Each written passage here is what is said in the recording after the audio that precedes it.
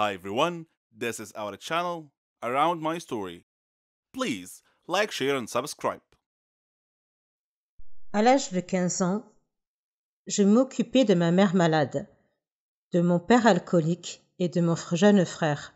Je travaillais dans une pizzeria pour que ma famille ait de quoi manger.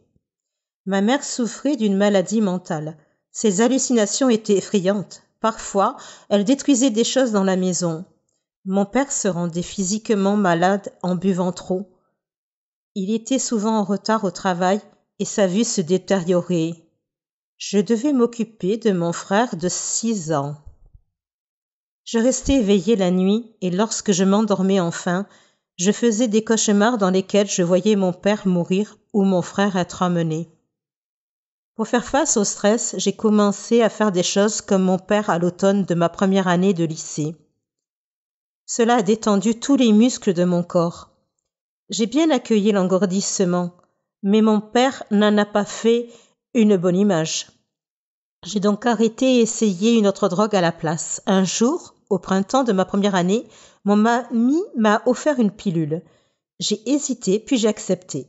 20 minutes plus tard, je me sentais heureuse et légère, comme si mon corps était un nuage. Tout le stress et les soucis concernant ma famille ont disparu pendant des heures. Après cette seule pilule, j'en voulais plus. Mon ami connaissait un dealer, alors je lui donnais l'argent et il m'en donnait plus. Ces pilules n'étaient pas bon marché et mon salaire de la pizzeria n'était pas suffisant. J'ai demandé à mon ami, « Tu connais quelqu'un qui pourrait me trouver un meilleur emploi ou autre chose ?» Il m'a répondu, « Pas vraiment. J'ai quelqu'un qui pourrait probablement t'aider, mais ce n'est pas exactement un travail légal. » Je savais qu'il faisait référence au dealer. J'avais besoin d'argent. Quelques jours plus tard, j'ai rencontré Victor, le dealer, devant sa maison. Il m'a invité à entrer. Sa maison était faiblement éclairée, mais beaucoup plus belle à l'intérieur qu'à l'extérieur. Victor m'a dit de m'asseoir. J'ai essayé d'être confiante et lui ai dit que je cherchais à gagner de l'argent. Il a acquiescé. Comme vous êtes un client fidèle, je vais vous proposer quelque chose. As-tu déjà vendu avant? Mes yeux se sont élargis et mon cœur a sauté un battement. Non. Il a hoché la tête et m'a tendu un sac en disant comme test. Il m'a donné des instructions puis a dit « Je ne joue pas avec mon argent. Si je découvre que tu me trompes de quelque façon que ce soit, ce ne sera pas joli, compris ?» J'ai hoché la tête et j'ai quitté sa maison, mon cœur battant la chamade. J'étais effrayée mais excitée de commencer à gagner de l'argent. Après avoir vendu mon premier lot, Victor est venu me chercher à l'école dans sa voiture. Je lui ai donné l'argent. Il avait l'air content et m'a proposé de m'en donner plus. Bientôt, j'apportais à Victor de l'argent qu'il ne pouvait même pas gagner. Je pouvais maintenant m'acheter des choses. Le fait d'être défoncé m'a permis de m'occuper de ma famille sans me sentir accablé ou anxieux. Quand j'étais sobre, je n'arrêtais pas de m'inquiéter de tout ce qui pouvait arriver à mon père, à ma mère et à mon frère. Mais après avoir pris une pilule, je flottais au-dessus de mes problèmes et mon esprit était vide. Les pilules m'ont même aidé à échapper au cauchemar. Bientôt, j'avais besoin d'une pilule toutes les quelques heures. Si je n'en prenais pas, j'avais des douleurs dans tout le corps et de graves maux de tête. Pendant ma première année de lycée, certains de mes amis d'enfance ont commencé à s'inquiéter de mon attitude suspecte. À l'extérieur, je souriais et rassurais mes amis. À l'intérieur, j'avais honte. Allais-je vraiment comme mon père et me détruire comme ça? Mes parents n'ont pas remarqué ou ne se sont pas souciés de ce que je faisais, même lorsque je prenais une pilule devant eux. Un jour, je me suis évanouie à la maison. Je me suis réveillée couvert de vomi sur le sol de ma chambre. Ma mère est entrée dans la pièce et m'a regardée. Elle n'a pas dit un mot, elle est juste sortie. Je m'attendais à ce qu'on me crie dessus, pas à ce silence froid. C'était mon pire moment. Allongée dans mon vomi, avec ma mère qui semblait indifférente. J'ai réalisé que j'étais seule. J'étais la seule à pouvoir prendre soin de moi et je devais m'arrêter. Mais les symptômes de manque étaient si forts que je ne pouvais pas passer une journée sans prendre une pilule. J'ai appelé mes grands-parents au début de ma première année et je leur ai demandé de venir chercher mon petit frère pour vivre avec eux et ils ont accepté. Pendant cette période, je me défonçais encore beaucoup, mais j'ai réussi à prendre la décision la plus intelligente de ma vie. J'étais fière d'avoir sorti mon petit frère de ce pétrin. Au début de ma dernière année, je travaillais toujours à la pizzeria et je dînais toujours pour Victor. Mon père était physiquement malade et ma mère était déconnectée de la réalité. Une nuit, environ 1 an après le départ de mon frère, la clarté est venue alors que j'étais allongée en silence dans ma chambre. J'allais passer mon baccalauréat le semestre suivant et je devais faire face à l'avenir. Mes grands-parents étaient âgés.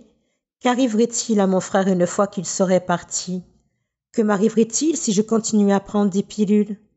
Moi seule pouvais changer ma vie. Je savais que j'étais dépendante et que la première étape pour devenir sobre était de me l'avouer. J'ai pensé à toutes les décisions stupides que j'avais prises. J'aurais pu simplement rester à l'écart.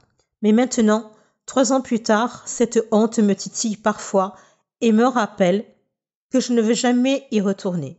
Puis, en octobre de ma dernière année, j'ai agi. J'ai vendu mon dernier lot, j'ai donné son argent à Victor et je lui ai dit que je ne vendrais plus rien. Il m'a laissé partir assez facilement. J'ai cherché les symptômes de sevrage. Je savais que je devrais manquer l'école aussi, parce que j'avais lu que le sevrage physique dure 1 semaine. C'était encore pire que ce que j'avais lu. J'avais mal partout et je me sentais extrêmement faible. Je tremblais et je vomissais plusieurs fois par jour, au point que mon vomi n'était plus que de l'eau.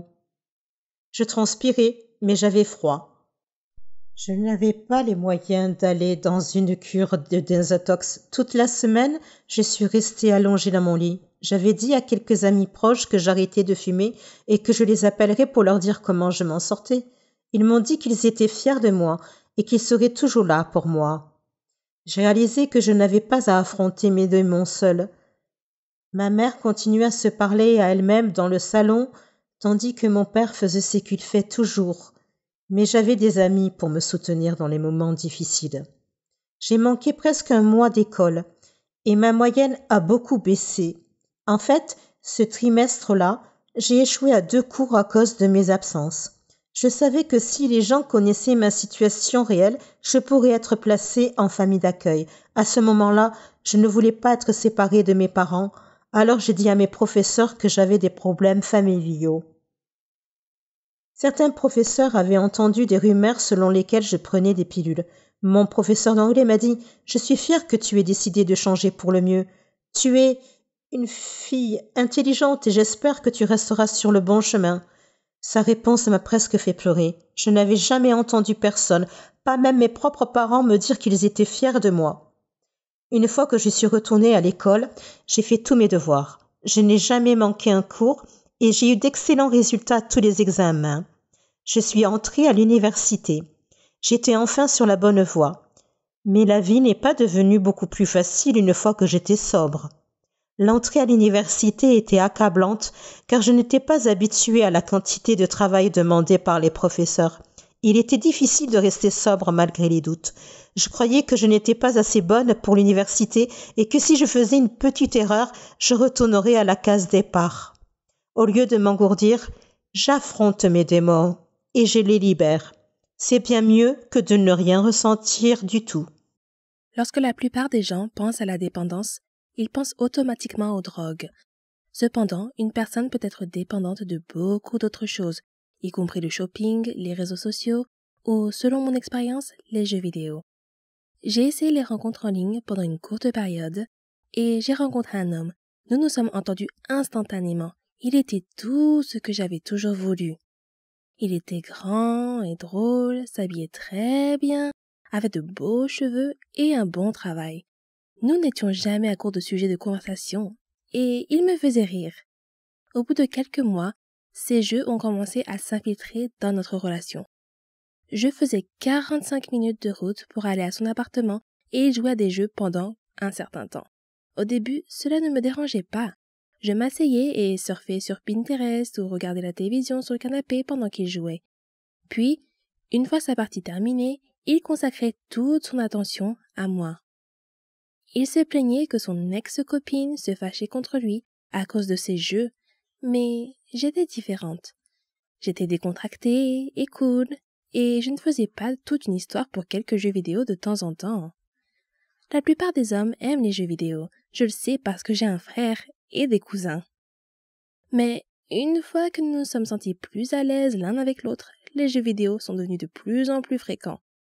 Presque chaque fois que j'allais chez lui, il était sur son ordinateur, la souris et le clavier cliquant à toute vitesse. Il criait sur l'ordinateur et parlait à ses amis dans son casque. Je m'asseyais sur le canapé, surfant sur Twitter et Facebook pendant des heures, attendant qu'il finisse pour que nous puissions passer du temps ensemble. J'ai compris que c'était son hobby et sa passion. Il a été joueur professionnel pendant quelques années au lycée et à l'université, et il a gagné des milliers de dollars, ce qui était plutôt cool. Je ne me suis jamais plainte. J'avais beaucoup de patience et je ne voulais pas qu'il pense que j'étais comme son ex colérique. Ensuite, il a commencé à annuler ses rendez-vous plus souvent. Une fois que j'ai emménagé, j'ai réalisé que lorsqu'il disait qu'il ne se sentait pas bien et qu'il voulait dîner une autre fois, il était probablement en train de jouer à des jeux vidéo et ne pouvait pas se séparer de l'écran. Nous projetions fréquemment de passer des week-ends chez ses parents, dans un autre État. Je prenais des jours de congé et demandais à ma mère de s'occuper de mon chien. Je me réjouissais de passer du temps avec mon petit ami pendant les 4 heures de route. Au lieu de cela, soit il annulait à la dernière minute et jouait tout le week-end, soit il passait tout notre temps à regarder des gens jouer sur YouTube ou d'autres sites où les gens pouvaient diffuser leurs jeux en streaming. Il se levait le matin, s'asseyait devant son ordinateur et ne se levait pas avant d'aller se coucher. Cela se passait tous les week-ends, à tel point que je me sentais spéciale rien qu'en regardant un film avec lui parce que, pour une fois, ses mains n'étaient pas sur le clavier. Nous prévoyions de faire quelque chose d'amusant, comme aller au cinéma ou aller dans un restaurant qui avait l'air bien. Mais il se mettait à jouer dès le matin et changeait d'avis, disant qu'il n'était pas vraiment d'humeur à enfiler un jean et à sortir. Je pensais que mon anniversaire serait différent, mais j'ai fini par ne rien faire de la journée pendant qu'il jouait. Ce n'est qu'au moment de sortir dîner avec ma famille qu'il a finalement réussi à se séparer de son écran. J'allais me coucher et lui demander de venir avec moi pour que nous puissions décompresser avant de s'endormir. Il me disait qu'il serait là dans 1 minute, mais la plupart du temps, je m'endormais seule pendant qu'il jouait à des jeux. Il arrivait finalement au lit des heures plus tard, alors que je m'étais déjà endormie. Je me suis rendu compte qu'il avait un problème après notre rupture et j'ai enfin compris que ce n'était pas un comportement normal. C'est bien d'aimer les jeux vidéo, mais quand cela prend le dessus sur votre vie et détruit plus d'une relation, cela pose un problème. Il a admis qu'il avait une dépendance aux jeux vidéo. Mais tant qu'il n'aura pas reçu d'aide, il sera toujours en couple avec son ordinateur.